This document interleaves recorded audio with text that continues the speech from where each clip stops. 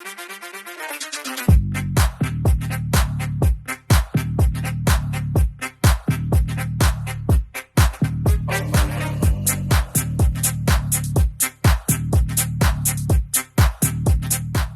familia Moriana y audiencia que nos acompaña aquí y en casa. Mi nombre es Hepsi Palacios, estudiante de primero de bachillerato de Thomas More y miembro del Club de Periodismo del colegio. El día de hoy me es grato presentarles a una invitada con más de 30 años de trayectoria periodística, quien nos hablará sobre sus experiencias relacionadas a la ética y el compromiso periodístico investigativo. Hoy, en nuestro segundo programa de Aprendiendo con los Expertos, el tema a tratar es informar con la verdad, pese a las dificultades. La actividad se desarrollará con Tania Tinoco contando un poco de ella y luego iniciaremos con distintas preguntas de nuestros compañeros. Tania, muy buenos días, ¿cómo estás? Estoy muy bien, gracias, muy contenta y verdaderamente impresionada de este campus que tiene. El joven que me hizo la presentación pronunció una palabra importantísima dentro del periodismo. Ella habló de la ética y es algo con lo que todos nosotros vamos a tener que trabajar, vamos a tener que enfrentar en muchas ocasiones, no solamente en el periodismo, sino en la vida diaria. Esta ética que no solamente viene del aprendizaje en casa, que también viene del aprendizaje en las aulas, es una herramienta básica y necesaria a la hora de ser periodismo. El periodismo ético tiene que existir y entendemos por periodismo ético aquel que solamente tiene compromiso con la verdad, únicamente compromiso con la verdad. Así que con este preámbulo me gustaría un poquito contarles de lo que se trata esta carrera de periodismo, que sé que muchos de ustedes pueden imaginarla o verla como una posibilidad para sus estudios posteriores. Quiero contarles que el periodismo es una carrera maravillosa, que no da dinero, eso sí, no da dinero, pero hay cosas que tienen valor y no precio. El hecho de poder estar en primera fila, tener de primera mano determinados acontecimientos, es algo que no tiene precio, tiene valor, no precio. Entonces uno regresa a su hogar o a su familia o al grupo de amigos con una cantidad de historias que no se podrían pagar con dinero. Además, el periodismo es una carrera que sirve para hacer el bien. Al enfocarse en la verdad, al enfocarse en la necesidad de contar historias de la gente para la gente, en donde se diga la verdad, estamos ayudando a los otros.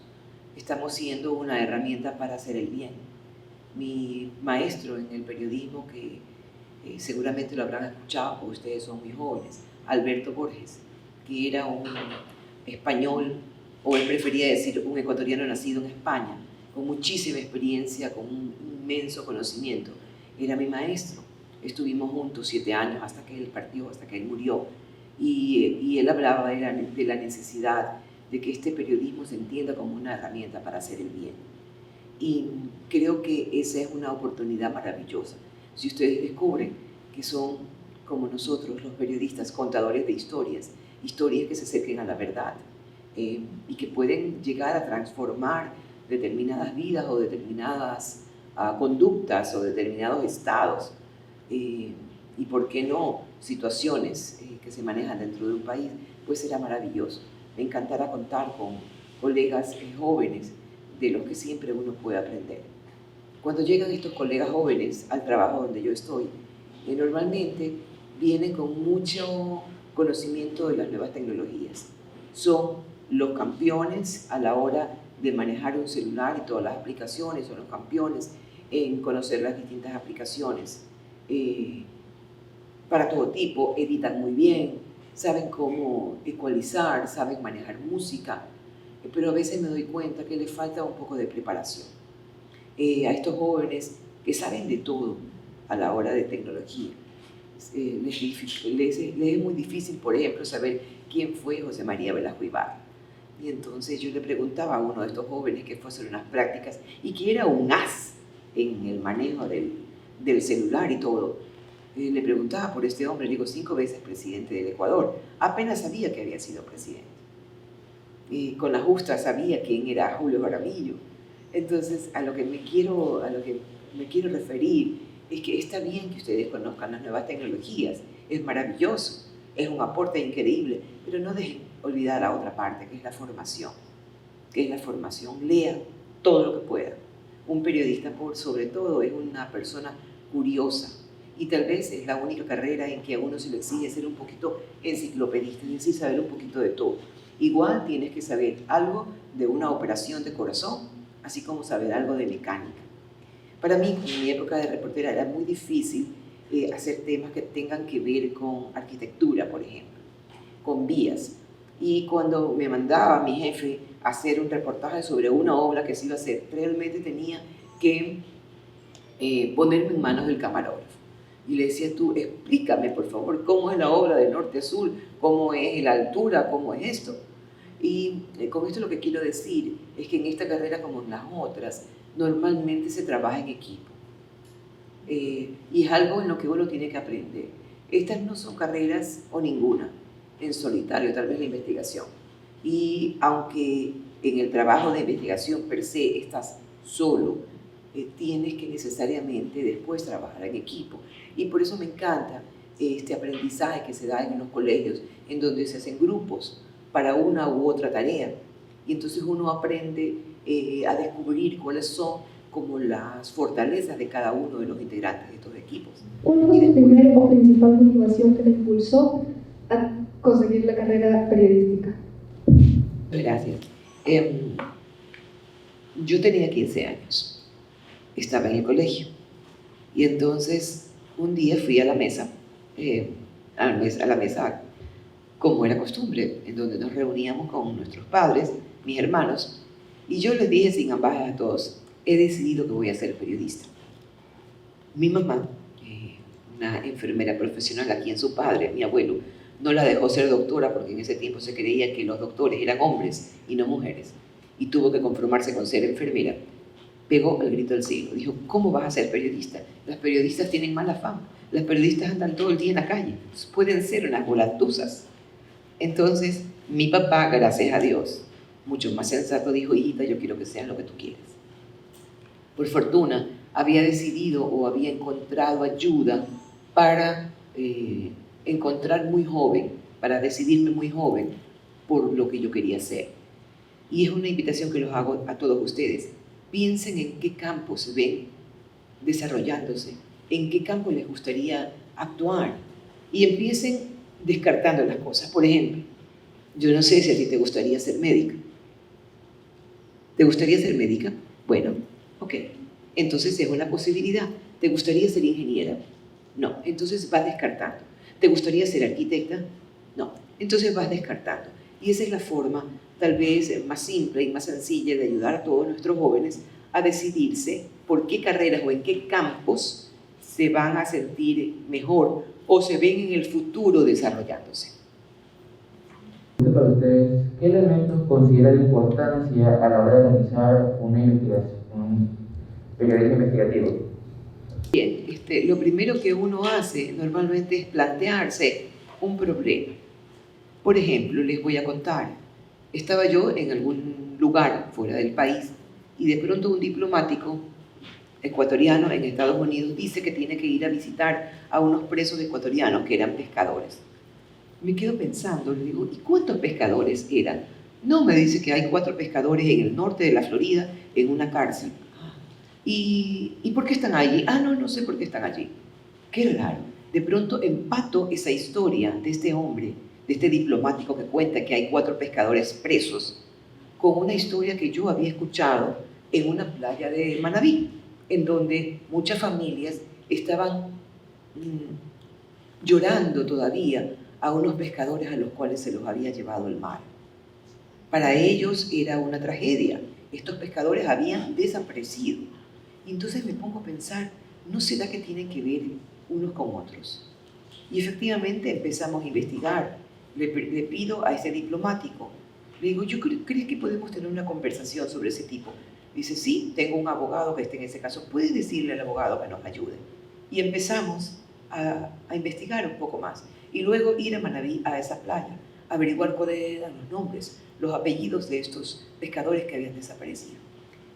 Esto terminó, créanme chicos, en una de las más grandes investigaciones que tuvimos en Visión 360.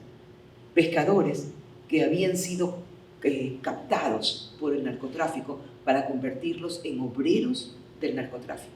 Les habían ofrecido dinero para que con sus barcos y sus pequeñas canoas se acerquen con droga a llevar la droga desde el puerto hasta un barco grande que estaba en alta mar.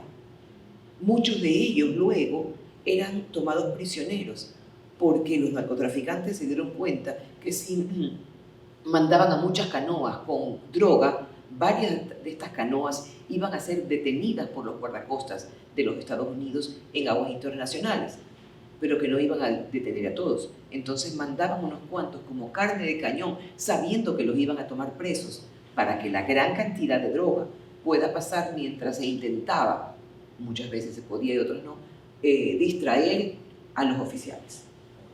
Y los grandes perdedores no eran nadie más que los pescadores a los cuales les pagaban o les ofrecían unas cantidades de dinero para ellos importantes con tal de llevar supuestamente la droga desde el puerto hasta el barco.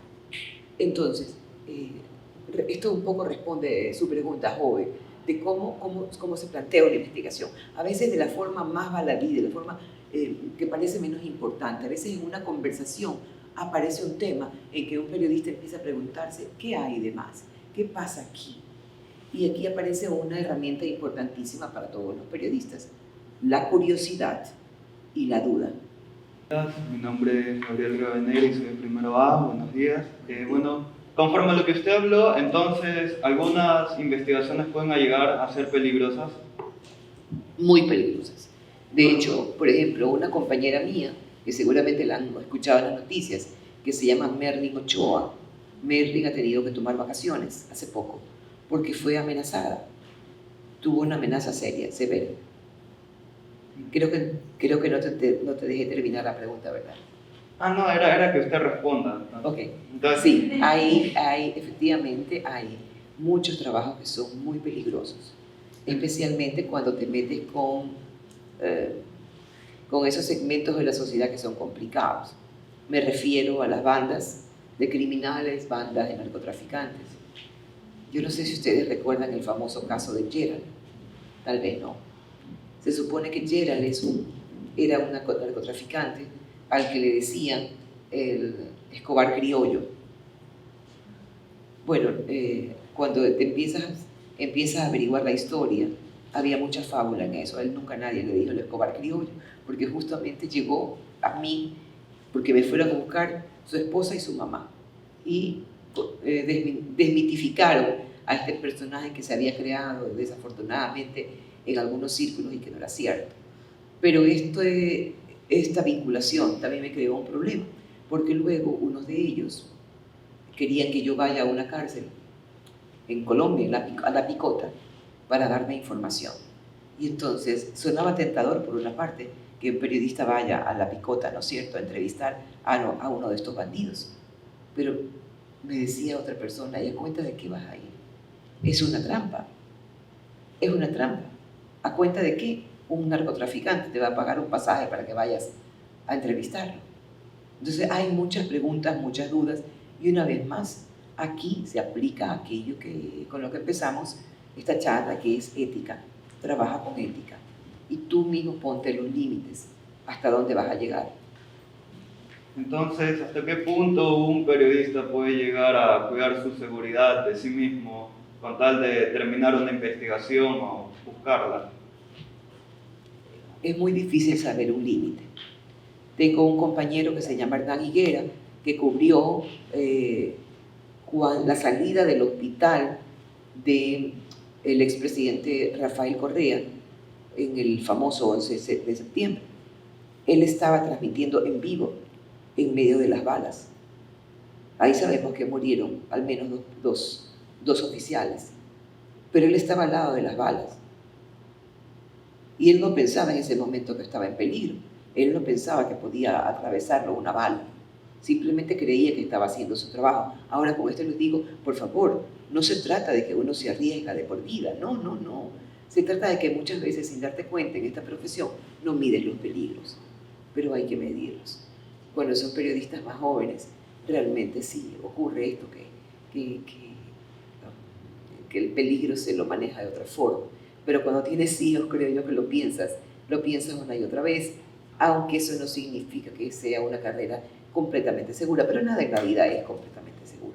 Hola Tania, mi pregunta es ¿cómo podemos discernir la credibilidad de las fuentes? Es una excelente pregunta. En un mundo en donde hay tantas redes sociales que son tremendamente importantes y que pueden ser y son una fuente de información, nos topamos con una dolorosa realidad que podríamos enfocarla en dos palabras, la fake news. Hay mucha gente que está interesada en restar credibilidad, o mucha gente que está interesada en jugar con la verdad.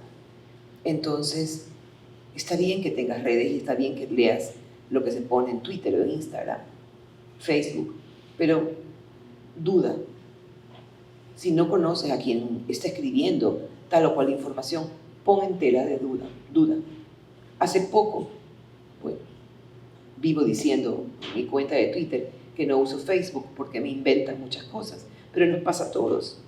Es muy fácil creer a veces en informaciones que las ponen de una forma exageradamente capciosa. Por ejemplo, te ponen casi como el encabezado del universo y no te das cuenta que tiene pues un apóstrofe al final y que tiene un color diferente, y ponen allí una información que cualquiera a la rápida la vas a creer.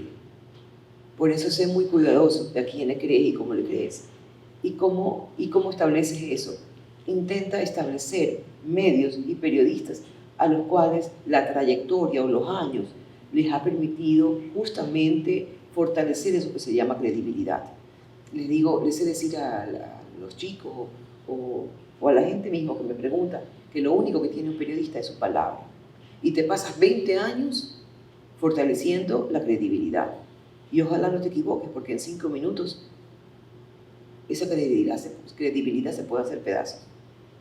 Sin embargo, es preciso admitir que en los últimos tiempos, en el gobierno pasado, el gobierno de Rafael Correa, justamente se nos atacó a esa credibilidad.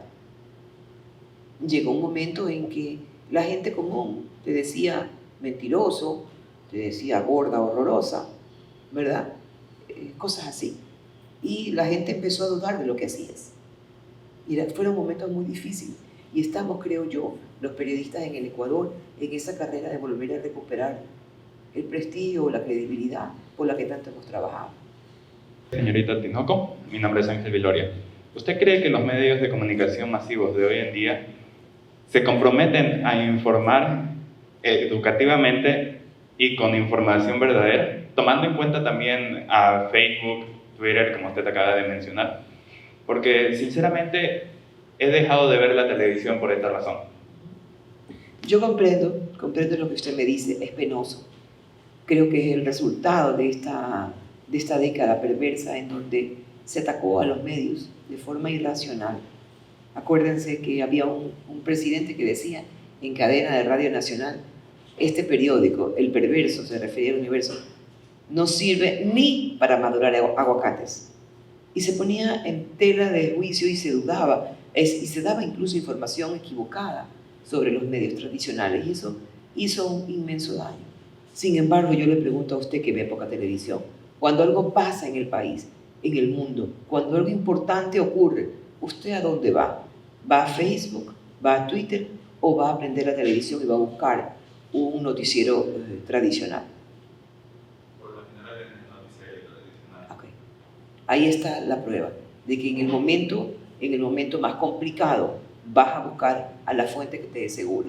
Y en eso estamos enfocados, en ser una fuente en donde las noticias sean verificadas.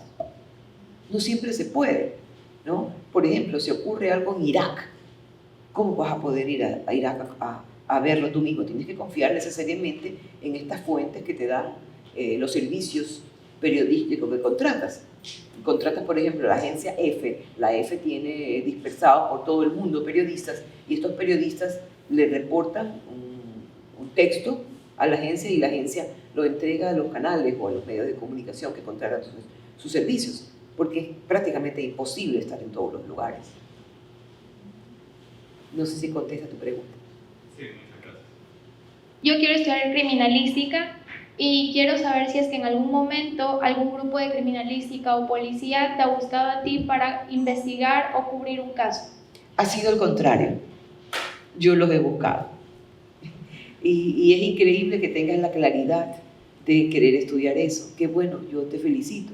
Y ojalá muchos de ustedes puedan saber a qué se quieren dedicar. La criminalística es una herramienta increíble en una investigación.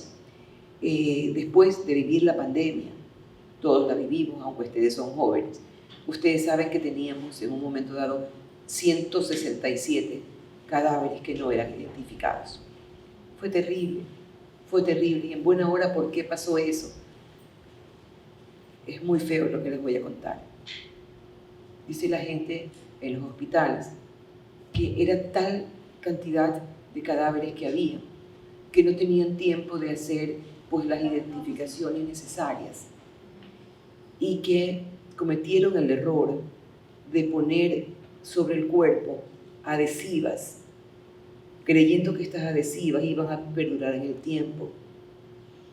Y con la movilidad, con la manipulación que hubo de los cadáveres, estas adhesivas o estas identificaciones se perdieron. Y mientras más pasaron los días, ya era mucho más difícil que el cadáver fuese reconocido. Muchos se desfiguraron. Yo no sabía estas cosas, pero al parecer los cadáveres después de cierto tiempo botan unos líquidos y estos líquidos hacen que toda esa identificación que supuestamente le habían puesto al cadáver desapareciera. Entonces esto hizo más complicada la tarea. Acuérdense después que hubo un momento, fue terrible eso, que hubo un momento en que la gente estaba tan desesperada por encontrar el cuerpo de su familiar muerto que pagaban a personas para que se metan a los contenedores llenos de cadáveres y sacaran al cadáver del suyo, de su familiar. Y entonces en esa manipulación todavía hubo más complicación. Y por eso es que al final quedaron esta cantidad de cuerpos que no habían sido identificados. Aún hoy hay cuerpos que no han sido identificados. Criminalística, el trabajo de criminalística permitió que muchos de ellos sean identificados. Pero estamos hablando ya de un trabajo técnico específico, con herramientas. Así que yo felicito cuando la gente tiene ya muy claro qué quiere ser y en qué campo se quiere desarrollar. Pero no son necesariamente los agentes policiales los que nos buscan a nosotros, en muy pocos casos, sino nosotros a ellos. Pero en tal caso, o sea, ha habido veces, no necesariamente hablando de la pandemia, sino de algún caso en específico en los que crean que usted les puede ayudar a investigar y le hayan buscado a ustedes. Sí, en ese sentido sí. Nos han buscado, por ejemplo, a pedirnos videos de tal o cual situación. Y eso de entregar los videos no es tan fácil, no es tan fácil. Porque claro, cuando estas fuentes te buscan, no quieren los videos que salieron al aire, sino quieren el material en bruto, ¿verdad? Porque allí está toda la información completa. Hay que saber, hay que manejarse con ética una vez más. ¿Para qué quieren esos videos? Buenos días, licenciada Tinoco. Soy Tadeo Bando de noveno A. Hoy le quiero preguntar qué libro nos recomienda para poder despertar nuestro espíritu investigativo. Yo tendría que recomendar muchísimos libros, pero creo que me quedo con una recomendación, y es el periódico. ¿Por qué me quedo con el periódico? Porque si bien las redes te pueden dar una pincelada de cierta realidad, los noticieros te van a contar una realidad en donde vas a poder entender un poco más, vas a poder incluso tener un análisis de ciertas realidades en la prensa escrita, donde hay más espacio. A la televisión le falta tiempo, en el periódico hay espacio. para poder explicar, y si algo no se comprende lo vuelves a leer. En cambio, en la radio o la televisión, pues ya esa noticia pasó, ¿ves? Entonces yo, en vez de recomendar un libro, yo recomiendo leer la prensa. Señor Tinoco, soy Roberto Almeida, de noveno A, y esta es mi pregunta. ¿Cuál es la máxima duración que ha durado un reportaje, o cuál fue el reportaje más difícil que usted en el que usted haya estado?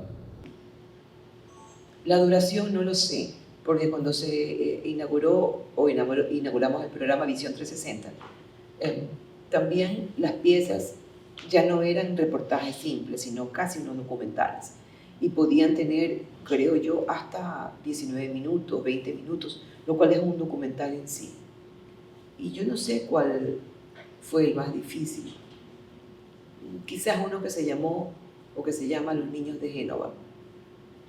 Y empezó este reportaje porque una vez estaba en la redacción de noticias y de pronto había una llamada que alguien contesta y dice: Tania, la están llamando, una mujer que está que llora y grita y dice que llama desde Génova. Y era una mujer que me decía que estaba metida en una iglesia, que se había metido allí porque le querían quitar a los hijos. Al principio pensé que algo pasaba, que estaba mal. ¿Cómo a una madre le iban a quitar los hijos? Esta mujer siguió llamando y llamó la atención lo que estaba diciendo. Nos ponemos a investigar y resulta que descubrimos algo que llamamos después Los Niños de Génova. Mujeres ecuatorianas que se fueron a Italia en la segunda oleada de inmigración en los años 90 y que se casaron, se juntaron con italianos y tuvieron hijos con italianos. Estos niños, hijos de ecuatorianas, al ser de un padre italiano, tienen la prioridad de ser italianos y por tanto el Estado italiano tiene, vamos a decir, decisión en lo que pasa. Estas mujeres, por A, B, C, D motivo, como ocurre en todas las sociedades, se separan de estos hombres por diferentes motivos. Normalmente estos son los casos. Y estos hombres, no sé por qué razón, no quiero calificar, deciden que los niños no están bien, no pueden estar con sus madres.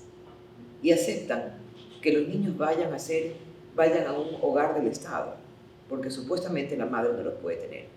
O sea, mujeres ecuatorianas que cuidaban a los padres de los italianos, a los hijos de los italianos, pero supuestamente no podían cuidar a sus hijos. Y entonces, un juez dictaminaba que esta mujer estaba incapacitada mental para cuidar a sus hijos y le quitaban los hijos. Esto descubrimos. Y era terrible lo que estaba pasando. A una mujer le quitaron 4 hijos, sus 4 hijos. Luego de que salió el reportaje, el Estado ecuatoriano intervino, hubo algunos bufetes de abogados que defendieron a estas ecuatorianas. Sé que a una de ellas le devolvieron sus hijos. Y siempre voy a tener mucha pena con la principal protagonista de esta historia, que se llama Marisol Toral, que ahora vive en Playas, porque a Marisol nunca le devolvieron su hija. Su hija ya cumplió 18 años y ahora que tenía que ir a Italia a reencontrarse con ella, se encontró con que le habían puesto una demanda y si ella entra a Italia, va a la cárcel. Sin embargo, como dice Marisol, gracias a ella y a muchas mujeres valientes que denunciaron esto y al reportaje, hubo muchas familias que se reencontraron. Aún siguen existiendo en este momento en Italia mujeres ecuatorianas que siguen perdiendo a sus hijos. Buenos días, Tania. Mi nombre es Alejandra Mayón. Los valores nos deben acompañar a lo largo de nuestra vida. Para cerrar, ¿qué consejos nos darías a nosotros los murianos para destacarnos en nuestra vida personal y la profesional? Bueno, yo suelo decirle esto a muchos jóvenes, que piensen y se den tiempo de descartar aquello que no quieren ser para empezar. Por ejemplo, Yo, de 1,56 m, no se me ocurrió nunca intentar ser astronauta, ¿no? No se me ocurrió nunca, ¿no?, intentar ser otra cosa para lo cual hubiese tenido la necesidad de ser una mujer muy alta. La verdad, no, eso es menos importante a la hora de tener éxito. Tú intenta desde joven saber o descubrir en qué campo te quieres desarrollar. ¿Cuál es ese escenario donde te ves haciendo lo que te gusta? Porque si luego en el futuro haces lo que te gusta y haces de lo que te gusta una carrera, una profesión, jamás vas a sentir que ese trabajo te molesta. Mis amigas no entienden cómo yo los días martes no hago ningún programa en la tarde o noche, porque ese día escribo mi artículo para la revista Semana de Diario Expreso. Entonces el martes tengo ya como la disciplina, me encierro en mi oficina y voy a escribir y nadie me va a sacar de eso. Y mis amigas y mi propia familia a veces no entienden por qué yo me voy gustosa a mi oficina y me encierro a escribir. Me encanta escribir. Si disfrutas lo que haces, jamás te va a costar, jamás vas a tener fastidio por hacer algo que no te gusta. Entonces yo lo que les digo a ustedes jóvenes, descubran lo que les gusta, descubran en qué campo se quieren desarrollar y van a ver que su carrera va a ser exitosa. Y no estén pensando en cosas tradicionales necesariamente, no tienen por qué haber más ingenieros, abogados. Hay muchas cosas específicas, especiales, en las cuales se puedan desarrollar.